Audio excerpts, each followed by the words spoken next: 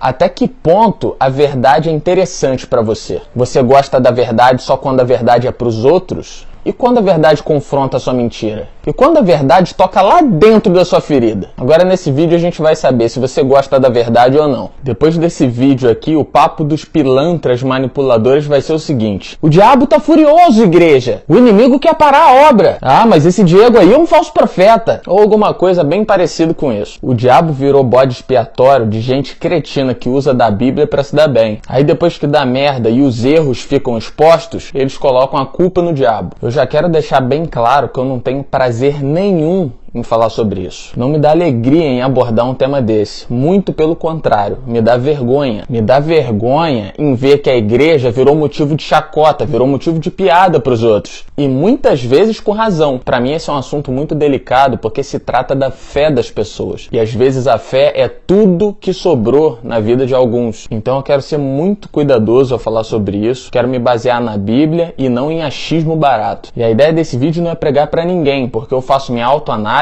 e não me julgo apto para fazer isso. Então esse vídeo não é nenhuma pregação. Eu vou fazer uma análise sobre o que a Bíblia ensina e sobre o que esses lobos em pele de ovelha estão fazendo. Provavelmente você deve ter visto o vídeo dessa demente aí queimando a Bíblia. Ou deve ter visto alguém compartilhar imagens da igreja do diabo que abriu na Colômbia. Normalmente quando eu vejo alguém compartilhar esse tipo de coisa no Face, os comentários são o seguinte: Deus vai castigar essa mulher aí. Ah, mas vai queimar no fogo do inferno. Igreja do diabo? É o Apocalipse. Misericórdia. Mas isso daí é o anticristo, né? Tá amarrado e repreendido. Na boa, esse tipo de coisa não me preocupa nem um pouco. Sabe o que de fato me preocupa e também deveria preocupar você que é ou que se diz cristão? Esses aqui, ó. Você acha um absurdo queimar a Bíblia? Mas um absurdo muito maior do que esse é usar do conteúdo da Bíblia para manipular e enganar as pessoas. Isso sim é extremamente perigoso. Eu queria saber que evangelho ostentação é esse que um monte de igreja tem pregado. Eu queria saber em que livro da Bíblia que essa galera encontrou esse Jesus ostentação. Qual é a base teológica disso? Em 1 Coríntios 11, o apóstolo Paulo escreveu: sede meus imitadores,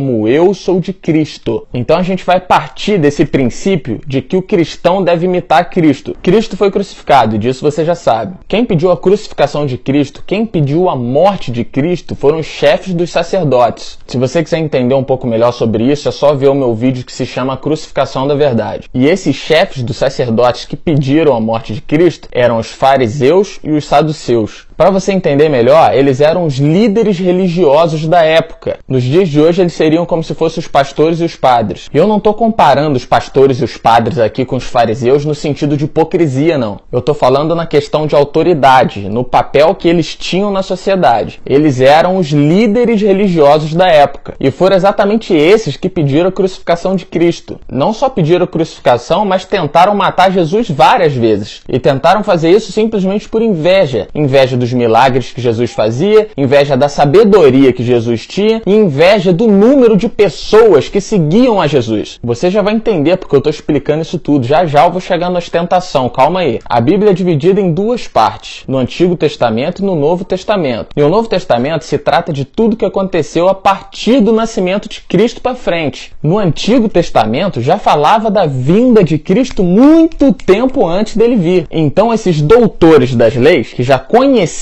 as Escrituras, eles sabiam que um dia esse Cristo ia vir. Eles só não sabiam como ele viria e nem quando ele viria, mas eles sabiam que um dia ia vir. Aí até que um dia Jesus veio. E esses caras, os religiosos, os santões, que sabiam que Jesus já ia vir um dia, não reconheceram a Jesus. Mas eles não reconheceram, eles não aceitaram, exatamente porque eles não quiseram aceitar. Porque não faltavam provas. Eles viam Jesus fazer milagres o tempo inteiro. Ao invés de reconhecer Jesus como Cristo, eles falavam que Jesus fazia aquilo lá por meio de demônios. Mas você sabe por que de fato eles não aceitavam Jesus como Salvador, como aquele das Escrituras que viria um dia? Isso é muito simples de entender. Nas Escrituras que esses religiosões conheciam, a profecia dizia que o Cristo ia vir da linhagem de Davi, o rei Davi, sabe? Aquele lá que derrubou o gigante com a pedra, você já deve ter escutado essa história. Então a profecia dizia que Jesus ia vir da linhagem do rei Davi, ou seja, Davi que teve um filho, que teve um filho, que teve um filho, e as gerações iam passando até que nascesse Jesus. Davi era rei, era nobre, era rico, Davi era ostentação. Então na mentalidade desses religiosos aí, Jesus ia vir da linhagem de Davi, o rei da ostentação. Esses religiosos que mataram Jesus esperavam um Jesus rico, um Jesus nobre, um Jesus com poder político, um Jesus rei. Eles esperavam um Jesus ostentação. Essa era a lógica deles. Mas aí como que Jesus veio? Humilde, filho de carpinteiro, e entrou em Jerusalém montado num jumentinho. Jesus veio como rei, mas o reino dele não era desse mundo. Então o fato de Jesus não ter vindo ostentação cegou esses religiosos totalmente. Não conseguiam identificar como Cristo, não aceitaram, tanto que o mataram. E o que acontece nos dias de hoje? Um monte de líderes cretinos, fariseus, hipócritas, como aqueles que crucificaram Jesus no passado, pregando um Jesus totalmente diferente daquele Jesus que veio. Totalmente diferente do Jesus que Paulo manda imitar. O Cristo humilde, como está escrito em Zacarias 9:9. O Cristo que não tinha onde reclinar a cabeça, não tinha um local fixo para descansar. Ele saía para levar a palavra da verdade e essa era a única prioridade dele, única. Escuta o que Jesus falou para os discípulos. Olha só essa instrução. Portanto, não vos preocupeis dizendo o que iremos comer, o que iremos beber, ou ainda, com que nos vestiremos? Pois são os pagãos que tratam de obter tudo isso. Mas vosso Pai Celestial sabe que necessitais de todas essas coisas. Buscai assim, em primeiro lugar, o reino de Deus e a sua justiça, e todas essas coisas vos serão acrescentadas. E quem é cristão conhece muito bem esse texto. O texto é bem simples e fácil de entender. Então, que evangelho e ostentação é esse que estão pregando? Jesus nunca foi exemplo de ostentação. Por que essa galera insiste em pregar um Jesus que é exatamente igual ao que aqueles fariseus hipócritas queriam? Mais de 80 mil homicídios ao ano no Brasil. Mas a preocupação da pregação é sobre ter carro e moto. Um monte de bandido disfarçado de político querendo aprovar drogas, querendo aprovar aborto, querendo aprovar kit gay nas escolas. Mas a preocupação da pregação é sobre ter uma casa ou uma roupa de marca. Não falam sobre dar, o tempo todo falando sobre receber. Casa, carro, dinheiro, a melhor roupa. Que planeta que vocês estão vivendo? Me diz que planeta que é esse? O número de cristãos só cresce. O número das igrejas se multiplicam de forma incontável. Mas o número de homicídios só aumenta, o número de divórcios só aumenta, o número de desgraças só aumenta. O país está um caos. O que está acontecendo? Que vocês aumentam em números, mas não aumentam em frutos? É totalmente desproporcional. Porque Jesus, com 12 discípulos, mudaram a história da humanidade. E você só sabe da história de Cristo porque 12 discípulos tiveram que morrer para levar essa palavra para frente. Uns morreram queimados, outros morreram degolados, outros morreram crucificados, outros viraram comida de leão. Onde é que está a ostentação nisso? Cadê a riqueza disso? Isso são perguntas, por favor, alguém me responda. O problema é que a maioria esmagadora dessas igrejas de hoje em dia são lideradas por lobos vestidos de ovelhas, pregando um evangelho que não existe para benefício próprio. As igrejas viraram um empreendimento milionário e nem é preciso pagar imposto. Aí a pessoa se converte, fica um tempo na igreja e depois sai fora, porque ela não consegue alcançar esse evangelho ostentação que é pregado. Aí fica esperando casa, fica esperando carro, fica esperando roupa de marca, mas o único que ele vê alcançando isso são os líderes. Aí no fim um monte de gente se revolta e coloca a culpa em Deus pelo fracasso. Mas o problema não está em Deus, porque ele nunca prometeu essa ostentação. O problema está nesse ensino mentiroso que está em cima do altar. Aí essa galera que não tem conhecimento nenhum toma isso como verdade. Mas Rox, a Bíblia está repleta de textos falando sobre prosperidade. Tá sim, prosperidade. E prosperidade não está ligada à quantidade. Prosperidade está ligado ao grau de satisfação sobre tudo aquilo que você tem. Satisfação na vida material, na vida emocional, espiritual. Isso não tem a ver com riqueza. Você pode sim ser rico, claro que pode. Então trabalhe para isso. Lute, corra atrás dos seus sonhos, porque Deus faz o impossível. Quem tem a obrigação de fazer o possível é você, então vai trabalhar. Enquanto você só estiver atrás de dinheiro, casa, carro e moto, e não começar a ler o livro que é base do cristianismo que você acredita, você só vai ser enganado e só vai enriquecer os outros. Tem gente próspera com salário mínimo. Tem gente infeliz com milhões no banco. Ou você acha que esses bandidos corruptos que estão no poder, eles dormem em paz? Estão sempre abrindo um buraco para cobrir o outro, por causa das merdas que eles fazem. E ninguém tá falando que você tem que ser miserável. Não tem. A questão aqui é que o evangelho não se trata disso. O evangelho se trata de doação, de entrega. Não daquilo que você pode ter. Se trata daquilo que você pode dar. Jesus vez lavou o pé dos discípulos. Mas tem um monte de pastor hoje em dia que quer ter o pé lavado. Me dá, me dá, me dá. É um espírito de dadá do caramba dentro das igrejas. Me dá dízimo, me dá oferta, me dá primícia, paga carnê de terreno da igreja. E eles entregam o quê? Porque é só você que está entregando. Você quer dar dízimo? Beleza, pode dar. Malaquias 3:10. Você quer dar oferta? Tranquilo também, o dinheiro é seu. Mas será que é só dízimo e oferta que você tem entregado? Até que ponto que está indo isso? Tem gente dando carro, tem gente dando apartamento para a igreja. Você tá maluco? Qual que é a base bíblica disso? No tempo dos discípulos, tudo que eles arrecadavam, eles distribuíam por igual entre eles. Hoje não tem distribuição de nada. Você entrega tudo que você tem e termina aí. Aí às vezes esses líderes dão cesta básica, dão agasalho e já acham que cumpriram a obrigação social deles. Aquilo que eles arrecadam e aquilo que eles entregam é totalmente desproporcional. Eu não peguei a Bíblia no Google para falar sobre isso não. Foram mais de 15 anos lendo a Bíblia, 15 anos. E eu posso te garantir que eu não sei nada. Aí você imagina quem nem lê a Bíblia e só acredita em tudo aquilo que é dito em cima do altar. Lá na minha cidade, em Resende, tem uma igreja que prega esse Jesus ostentação aí. Uma vez eles fizeram um culto que se chamou Culto de Favela. Uma referência àquela música, Baile de Favela. O pastor entrou dentro da igreja com a sua moto 600 cilindradas. E também entraram carros dentro da igreja.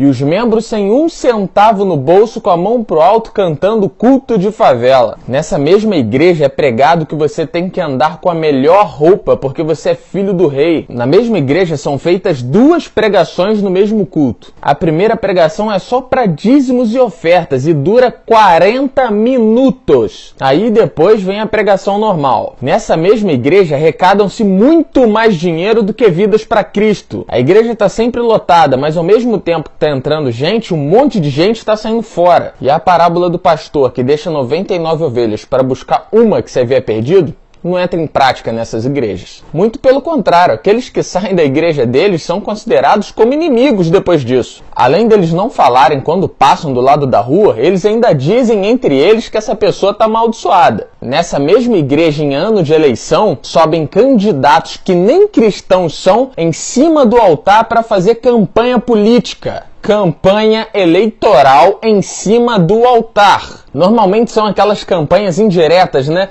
Vamos chamar o candidato aqui e vamos orar por ele. E por coincidência, quando esse candidato é eleito, os pastores conseguem cargos na prefeitura. Essa mesma igreja aluga o templo para festas e cerimônias como se fosse um clube. A passagem que Cristo mais está revoltado é quando ele chega no templo e vê que o templo foi feito de comércio.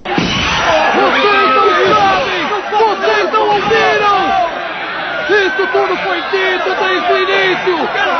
Onde estão os sacrifícios por mim, disse o Senhor? Já basta de tributos em vão!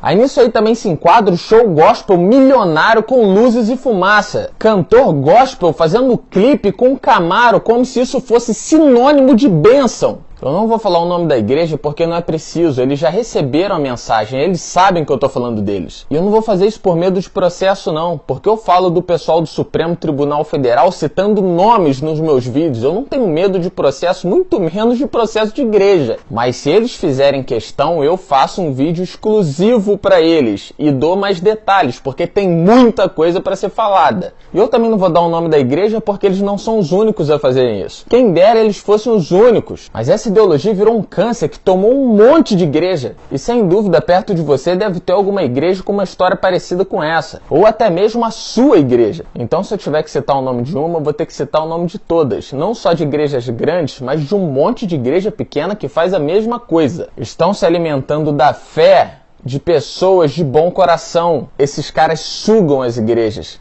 Depois eles ostentam tudo aquilo que a igreja proporcionou para eles. E ainda diz que a igreja tem que ter tudo do bom e do melhor. Como isso? E o líder dessa igreja que eu tô falando tem carro de luxo, tem moto de luxo, comprou mansão, sem contar os diversos empreendimentos próprios que ele abriu. E é triste dizer isso porque de fato era um cara que eu admirava. Mas como eu disse, foram 15 anos lendo a Bíblia. Em pouco tempo eu enxergo as coisas. Essa mensagem não é para quem está lá dentro. Quem está lá dentro vai ver isso uma hora ou outra. Essa mensagem é para quem está fora. Então, se você está ouvindo isso e nunca pisou numa igreja, não nivele todas as igrejas por baixo. Existem pastores sérios, existem padres sérios, existem políticos sérios, por incrível que pareça. Então não dá para generalizar. Aí tem gente que vai falar, não, Diego, não podemos olhar para os homens porque os homens são falhos. Eu não estou falando de falhas. Todo mundo falha. Eu estou falando de corrupção. E corrupção é falta de caráter. Corrupção é um crime. E se você identificar isso na sua igreja, você tem que ir para outra. Se político se envolvendo em corrupção já é revoltante, dentro da igreja é inadmissível. E para você, mula, que eu falei,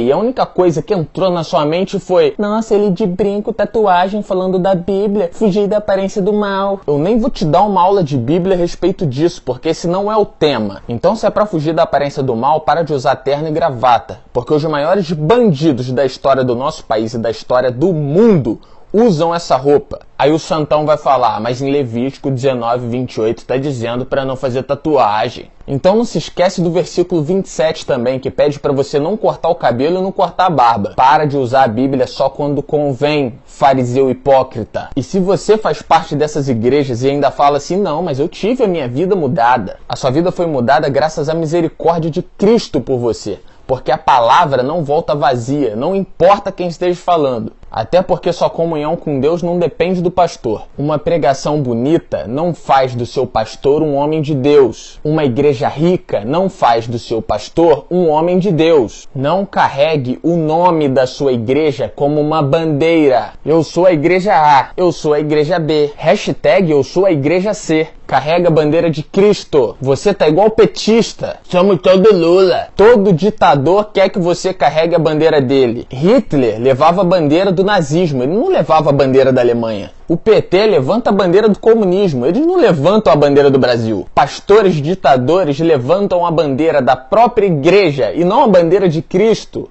Jesus não criou placa de igreja. Abram seus olhos, não sejam manipulados. O povo perece por falta de conhecimento. Quer ter alguém como exemplo? Que não seja o seu pastor, que seja Cristo. Larga esse evangelho mentiroso. Agora, para uns e outros que vão jogar conversa fora aí, eu tô esperando o argumento bíblico. Compartilhe essa mensagem, curta a página, se inscreva no canal e até a próxima.